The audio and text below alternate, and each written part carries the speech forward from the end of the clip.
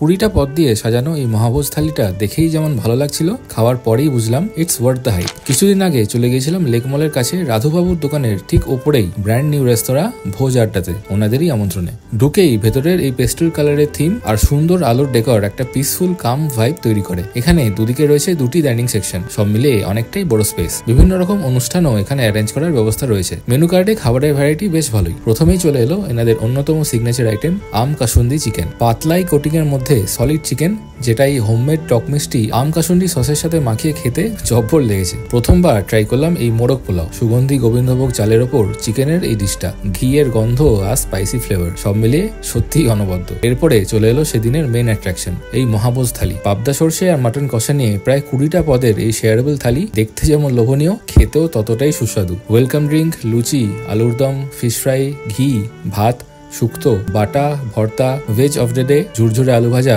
ডাল, পোলাও, পাবদা আর মাটন সব মিলিয়ে একেবারে জমজমাট। আর শেষ পাতে চাটনি, পাঁপড়, মিষ্টি তো ছিলই। ওভারঅল একটা জম্পেশ খাওয়া দাওয়া সেরে ফিরলাম বাড়ি। এখানে বাঙালি থালি শুরু হচ্ছে 199 টাকা থেকে। এছাড়াও শেয়ারেবল বিভিন্ন রকমের থালি রয়েছে।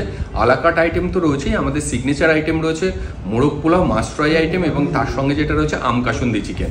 আর তার সাথে পার্টি বুকিংয়ের জন্য আমাদের একদম কমপ্লিটলি কাস্টমাইজ মেনু থাকছে। তার সেখানে আমাদের ভেনু চার্জ বা ব্যাঙ্কোয়েট চার্জ 1 পয়সাও দিতে হচ্ছে না, শুধু খাবারের চার্জটুকু দিলেই হবে। এবং তার জন্য আমরা কাস্টমাইজ সমস্ত রকমের মেনু করে দিচ্ছি।